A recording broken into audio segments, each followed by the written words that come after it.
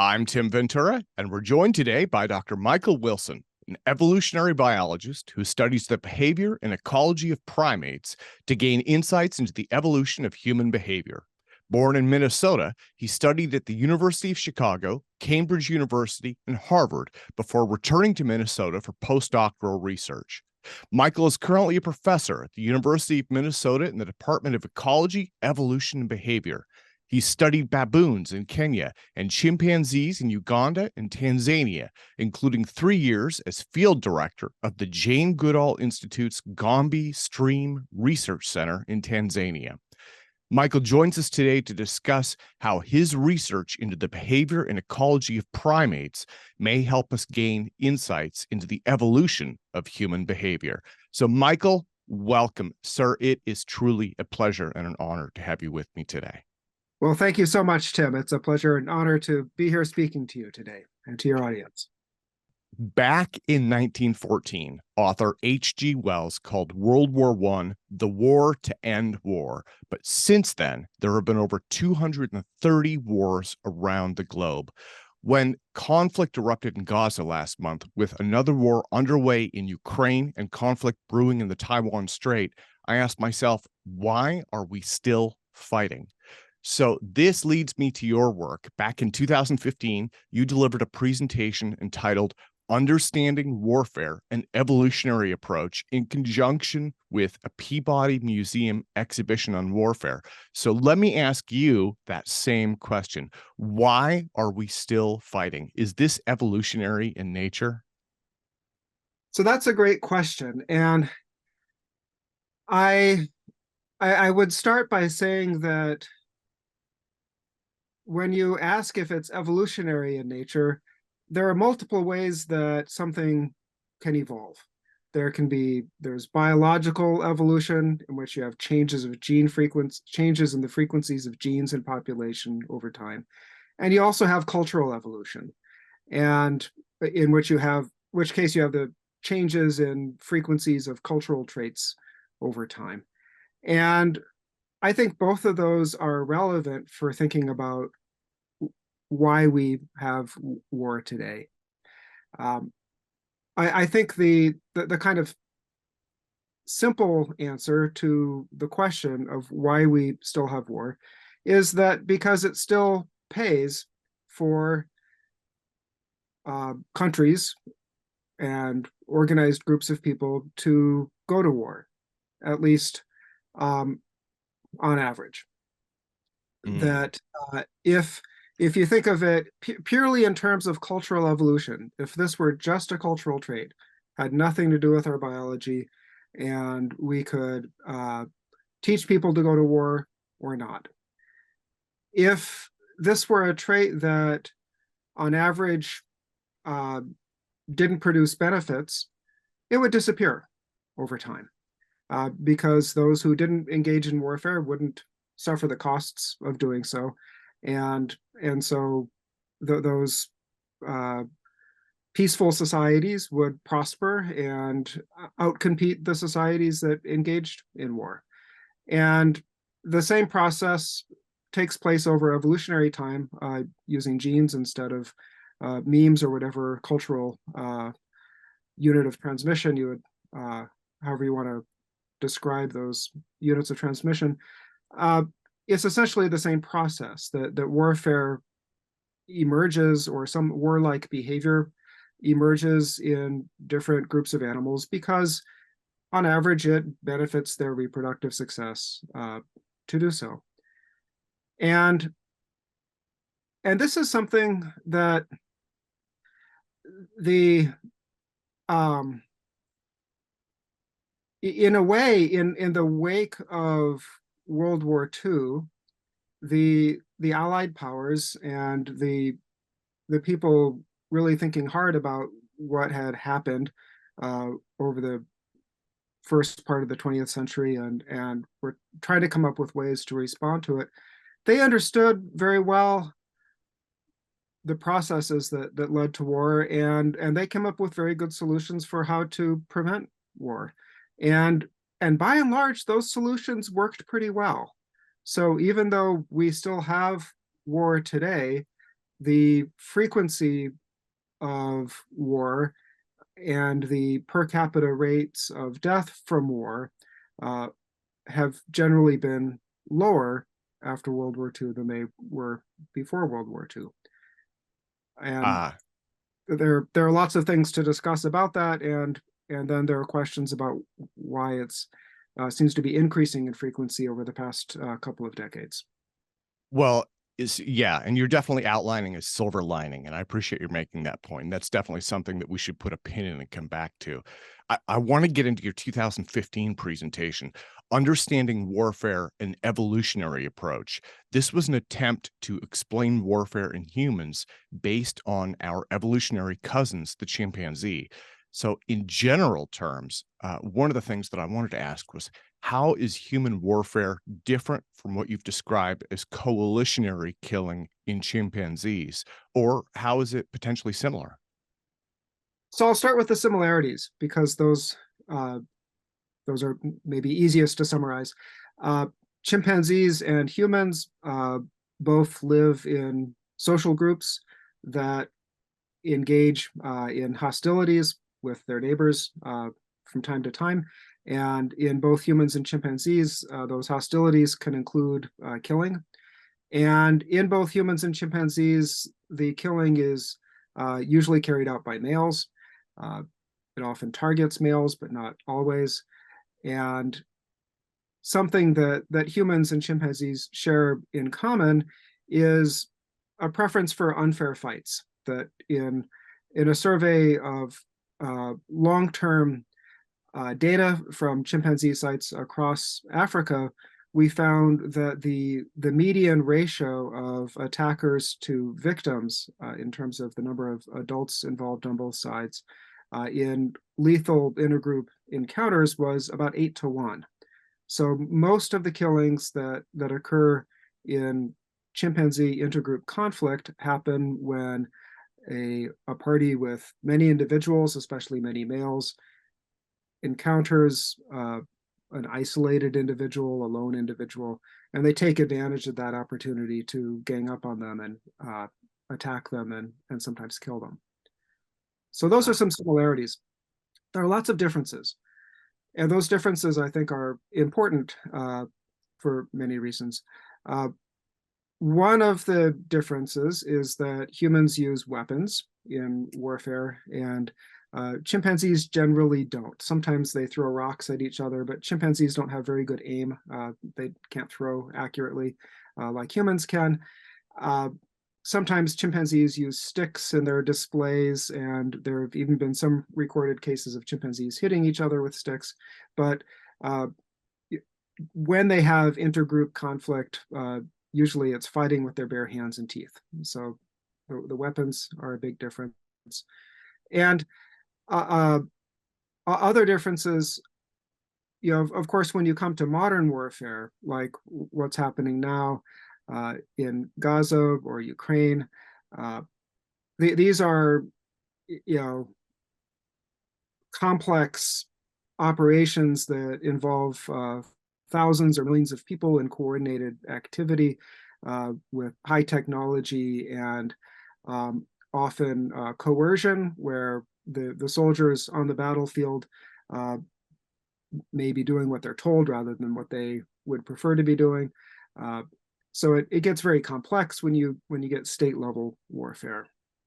well, In small scale societies where people are uh, can't be coerced uh, so easily, the resemblances to chimpanzees are a bit closer because there you see that most of the killing in small scale societies takes place on raids where people will, usually groups of men will go uh, into the home area of their enemy and try to kill some individuals without getting hurt themselves. So there's a similar kind of sensitivity to the risks of the operations and uh, a similar preference for avoiding costly fighting. so in your presentation, you mentioned that the percentage deaths from violence from chimpanzees are very close to those in human hunter-gatherer societies. And this it would be like non-warfare, I guess. So we might my interpretation was I viewed this as like murder, right? Like one-on-one. But um was I incorrect in that? Yeah, so the percentage of deaths from intergroup killing in hunter-gatherer societies and humans, if you look at the percentage of all mortality, Okay. you count up who's dead and how did they die, what did they die from. Um, and maybe I should preface this by saying these data are really hard to come by, and people argue a lot about them. They argue about uh, which hunter-gatherer groups are really suitable for comparison, and they argue, is this death from homicide or feuding or raiding? It's difficult to make these comparisons, but the I think the figure that I quoted in that 2015 presentation was around 12% of adult mortality comes from intergroup killing in uh, humans, in small scale societies, uh, and also in chimpanzees. It's Okay. similar levels of intergroup killing. But one thing that did jump out at me was that humans and chimpanzees are both what you might call tribal in nature, right? And so this adds territorial and resource acquisition into the equation. And that was something that you talked about in the presentation. Now, in the case of chimpanzees, actually, there seem to be several different factors. There's some reproductive factors that I'll come back to later, but this idea of they have a territory, and basically by gathering food at the outside of their territory, it brings them into contact with other tribes, right? And that leads to conflict. But in many ways, again, that resembles kind of the tribal nature of humans. And my interpretation, this is something I'd heard in business a long time ago, was that humans tend to cooperate in small groups and compete in larger groups, right? And again, that was in a business context. It's you have a company full of people, and they will compete in the marketplace, for with other companies. But the same could also be said for governments or tribes or nation states, and it's interesting to see maybe a parallel with chimpanzees. Yeah, the question of what to call it, whether it's appropriate to use tribe to describe chimpanzees or even all humans, is something people could argue about. But there is a similarity in that the members of a chimpanzee community seem to have a strong identity. As we are members of, I mean, they, as far as we know, they don't have words. I don't know how they would describe it if they did have words, but for example, at Gombe, where I have been working for a number of years, the study group that we've focused on, most of our research attention has focused on, is the Kasakela community. And the chimpanzees in that community act like they're friendly with other members of that community, and they're hostile to chimpanzees from outside that community. And so they appear to have some sort of group identity, a collective identity. They're not together all the time. They travel in small subgroups that we call parties that vary in size and composition, but together they live on the territory of the Kasakela community. And north of the Kasakela community, there's the Mitumba community, and they similarly live on that territory, and they compete with each other. And that competition over territory, it's similar to what we see, uh, you know, if you look at human states, Ukraine versus Russia, Gaza versus Israel, those are really fundamentally territorial conflicts. People are fighting about land, and who owns it, who it belongs to, who can rightfully use and occupy that land. And chimpanzees fight over land in a similar way.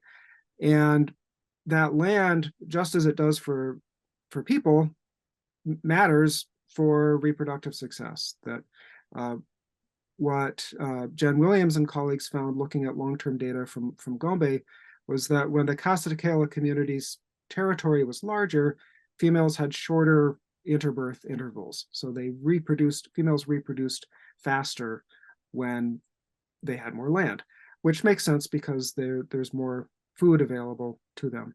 And what I've found looking both at data from the Kanyawara community in Uganda, where I did my PhD research, and also at Gombe, is that the conflicts between groups often occur when there's fruit, the main food that chimpanzees look for, when there's a good fruit crop located in a border land, so that in a border zone that attracts chimpanzees from both sides, and that's when they come into contact. Most intergroup encounters in chimpanzees are, really shouting matches from a distance. They'll hear the neighbors calling, and they may shout back if they feel safe to do so, usually because of strength in numbers. And they may shout back a little bit, and then usually one side or the other withdraws or approaches, and they may both withdraw. So in most chimpanzee intergroup conflict, they don't even see each other. And it's pretty rare in chimpanzees for them even, when they come within visual distance, they usually chase each other around, and usually one side or both sides retreat following that. It's pretty unusual for killing to take place. Those are kind of big events in the lives of chimpanzees, or in the deaths of chimpanzees. It's obviously a big event if it's your life that's ending. It's not frequent, but because chimpanzees, they live in small societies, just one death now and then adds up to a large proportion of deaths. Well, so when we were talking about groups, one of the things that intrigued me was in human societies, right? This split, this division tends to happen along linguistic, cultural, and political lines. People use language, religion, politics, things like that. And it lets us easily group other people into, it lets us group people into the us and the them category, right? And you were talking about territorial disputes, right? They have this land and we want it. But it seems like the us and them part of that is about these splits and these divisions.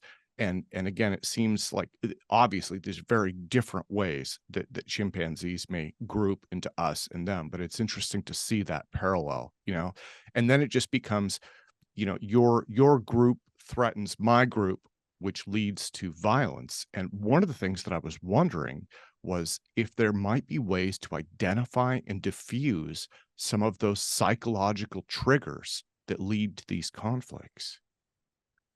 Yeah, and so I think with humans, the importance of language, ethnicity, and identity, all of these things that are so important in defining who's on which side.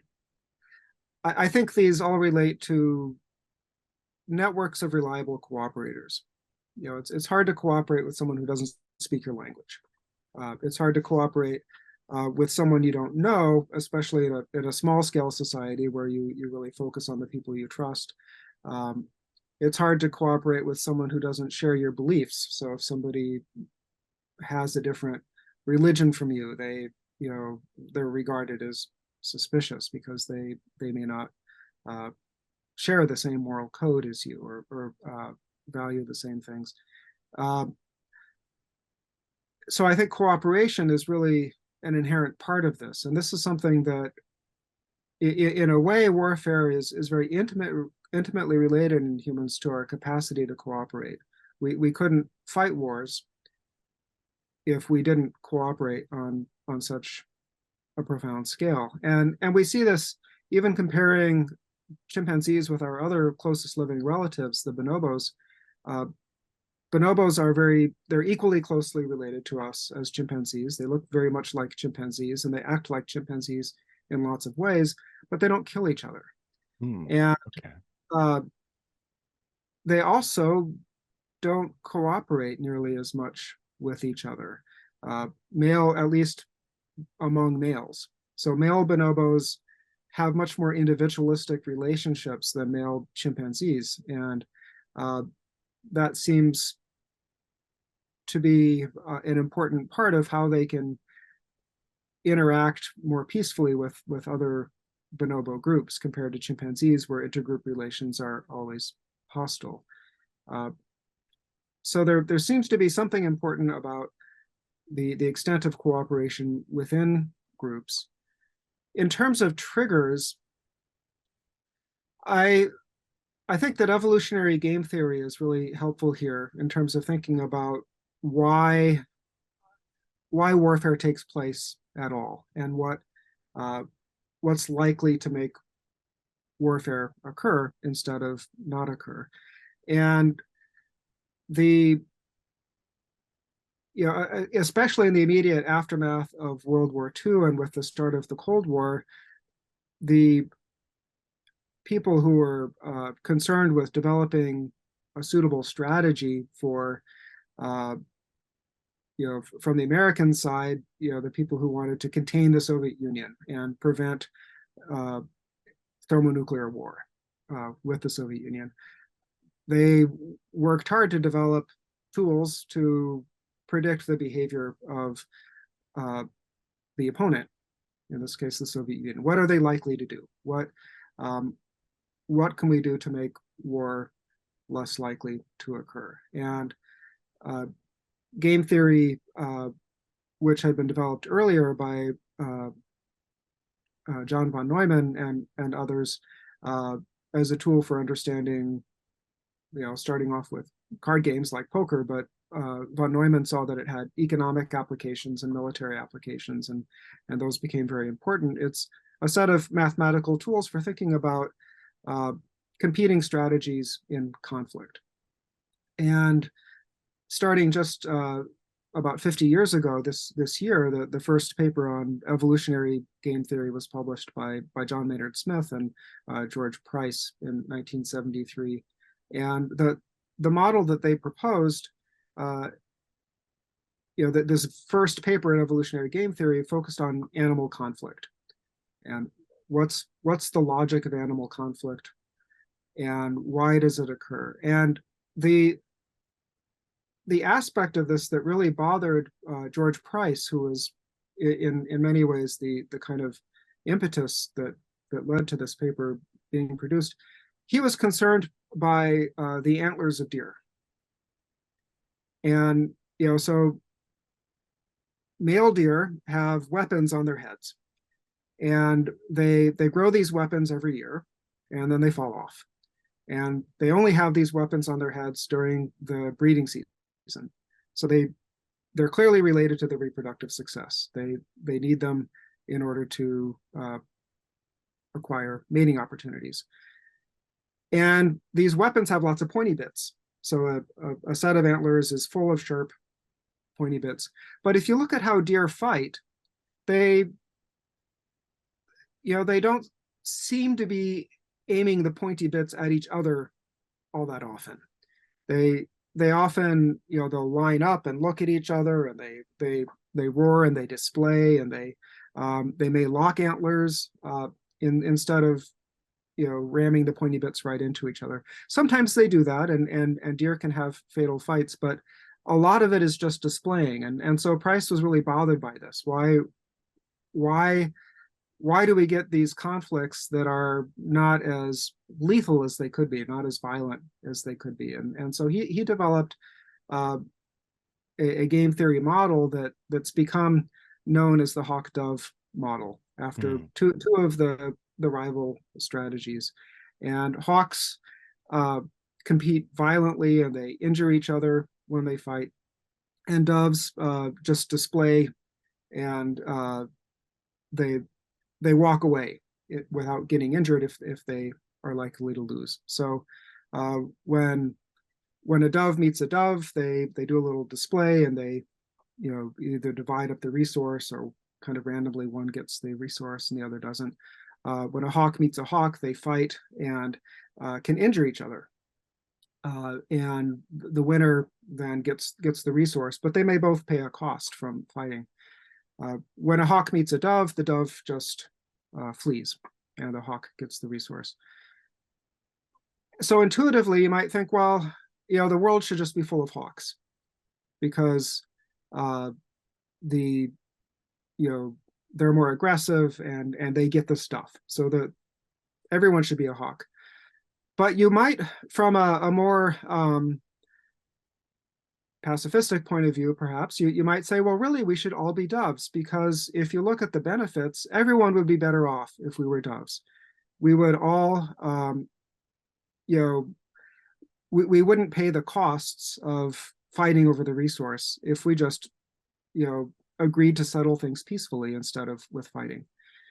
And the insight from game theory is that, for one, it depends, on the strategy that others are using. So in a world of doves, everyone's better off, but that world is vulnerable to invasion by hawks, because hawks can come in and do better than the doves up to a point. And so that's why we get hawks and doves if we're starting with a dove world.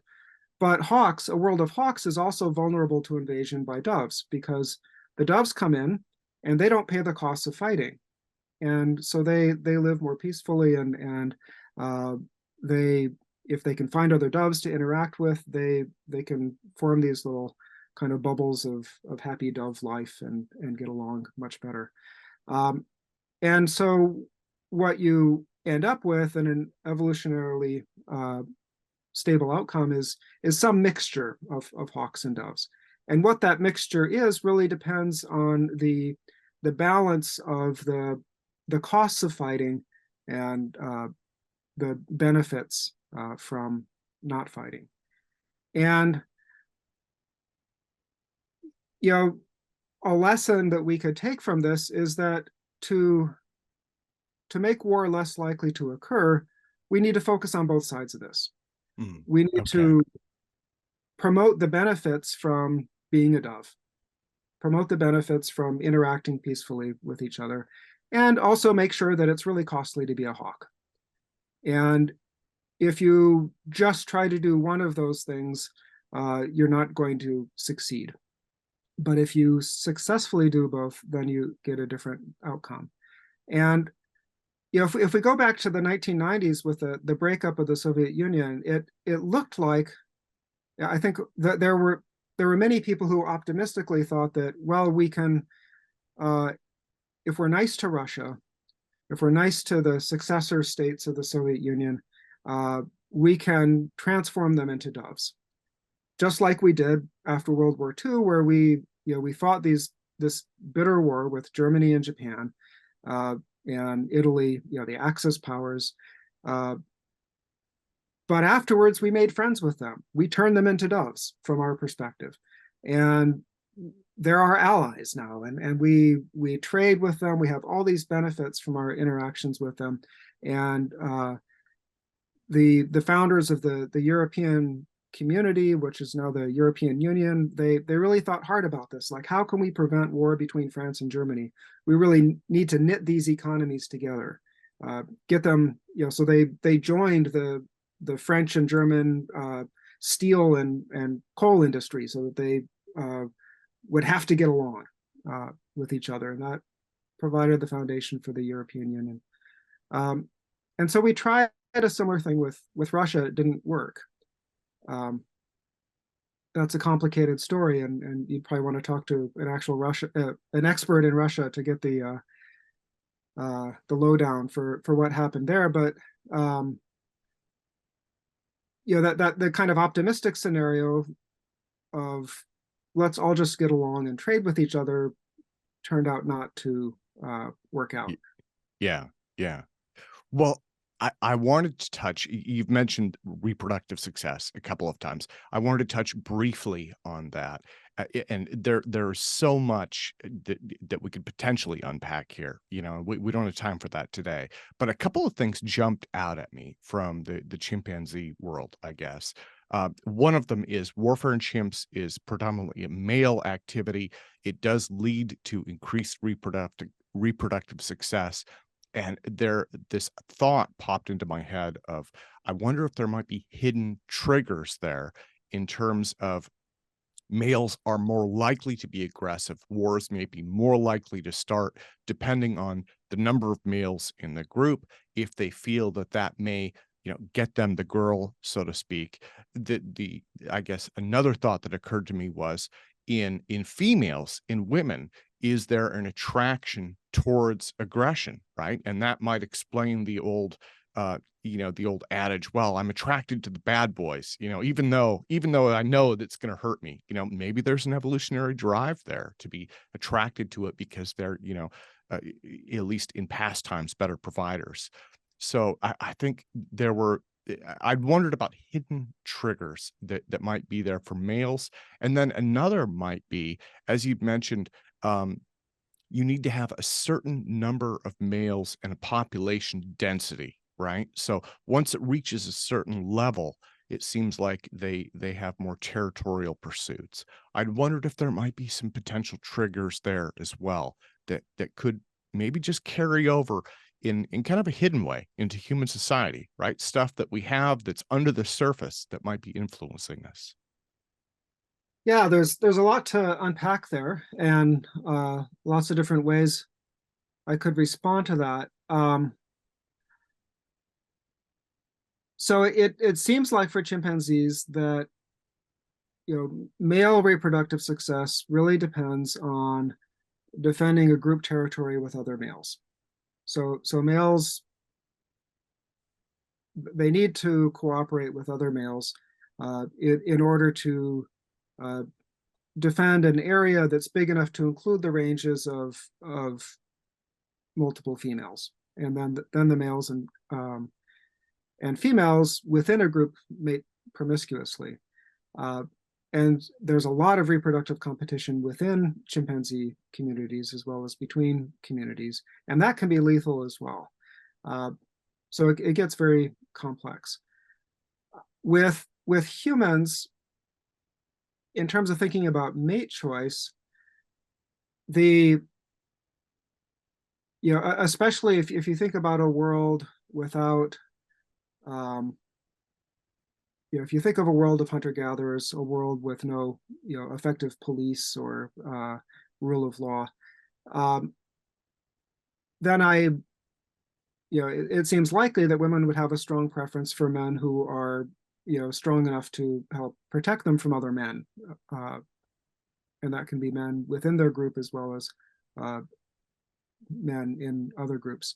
And I think even in today's society, women feel much less safe than men walking around at night in unfamiliar neighborhoods or even familiar neighborhoods where there's women are vulnerable in a way that men, or to a greater extent than men are. And women have, I think, a preference for men who are able to help defend them, help protect them, and their families and their belongings, their houses, and so on.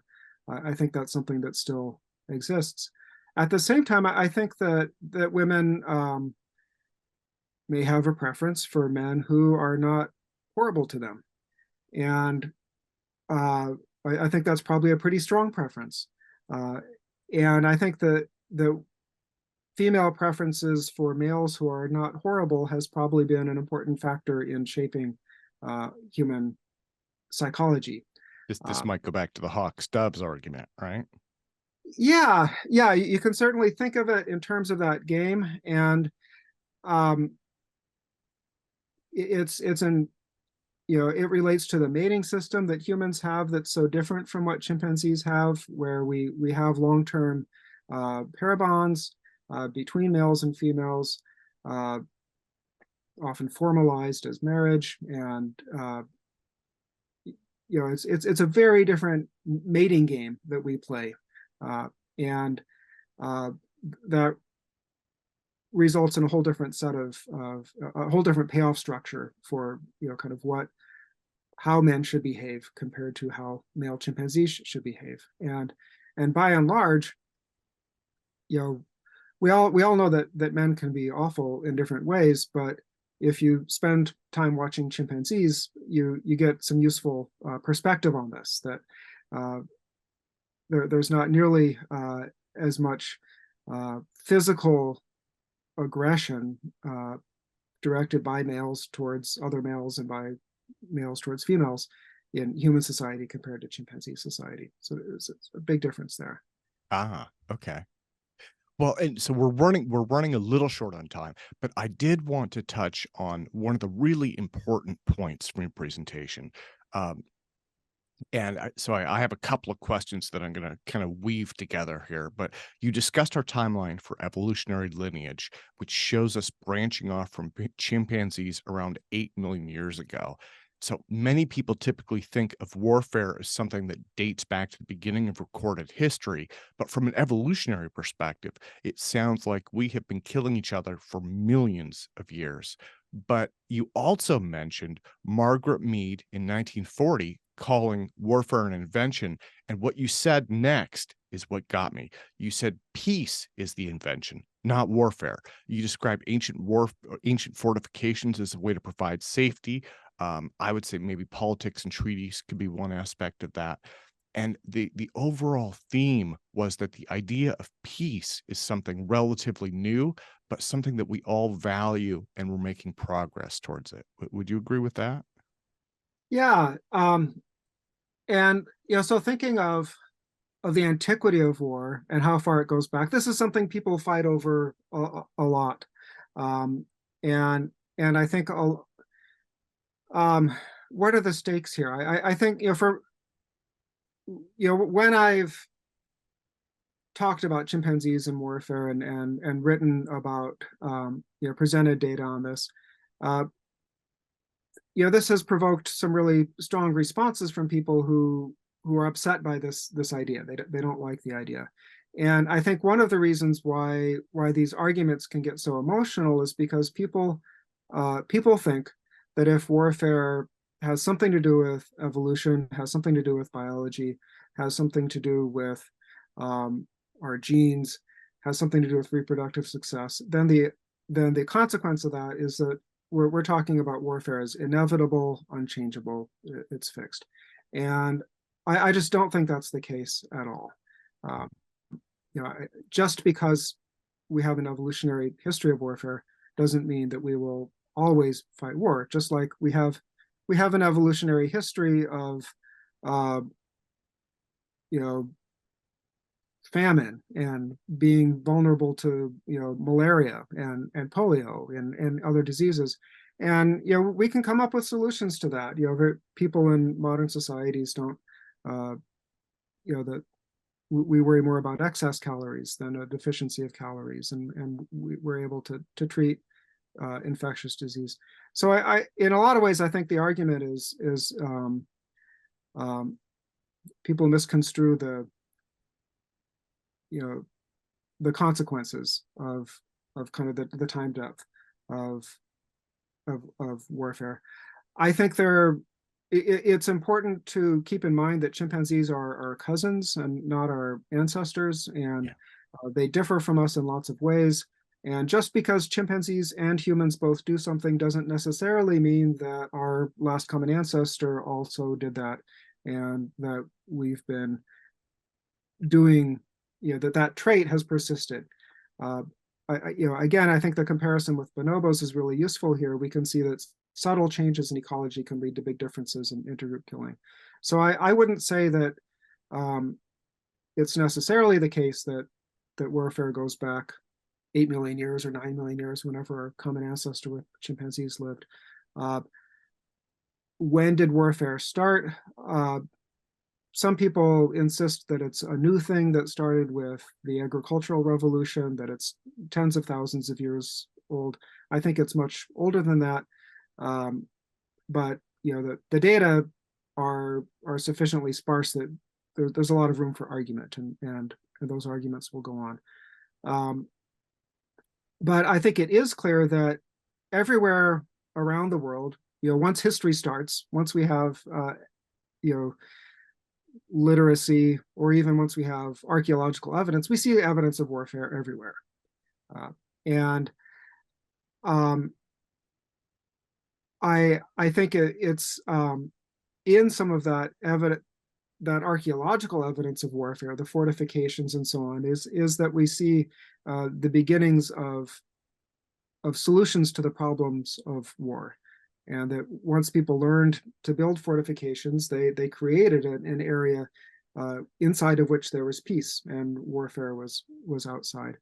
And what has happened over the course of human prehistory and history is that zone of peace has expanded to include larger and larger areas. And it hasn't done this in an even progression. There have been lots of ups and downs, but I think there has been progress. And this is something that the philosopher Immanuel Kant foresaw in an essay that he published in 1795 called Towards a Perpetual Peace.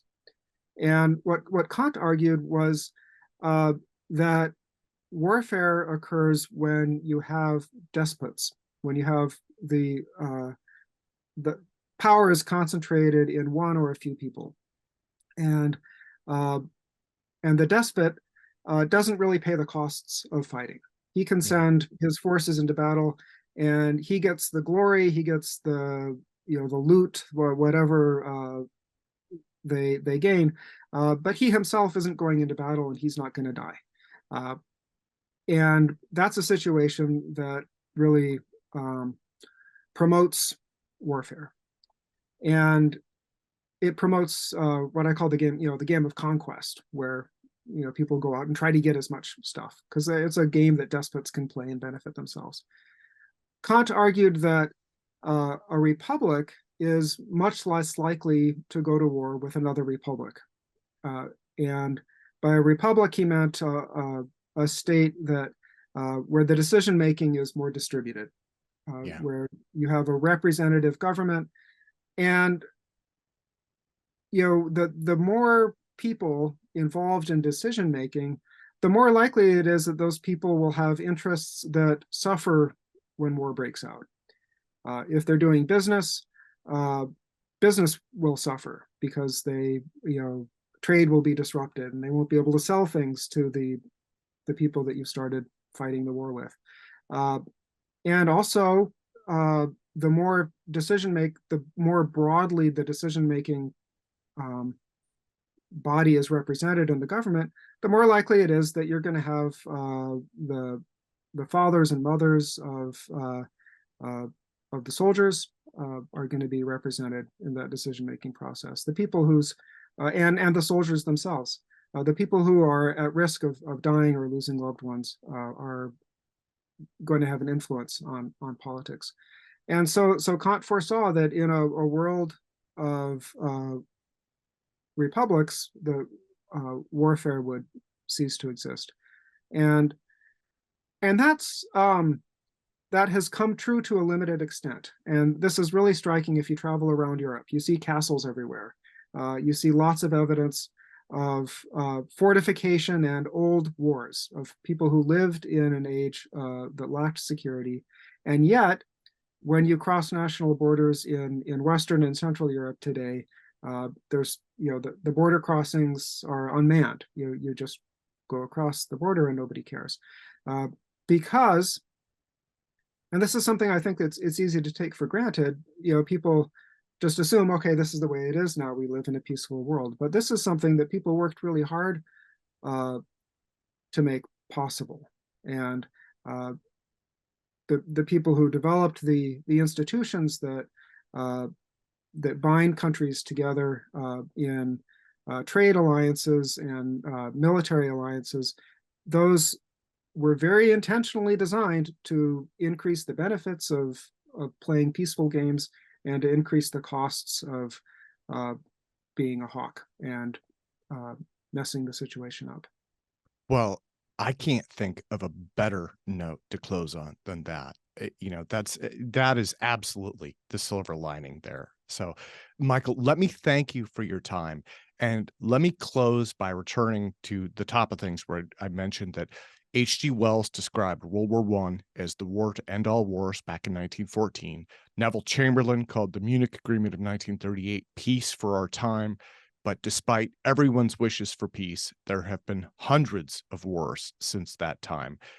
Would it be fair to predict that unless we continue working for peace, understanding our nature, and taking action to overcome our evolutionary drives and triggers, that war will continue?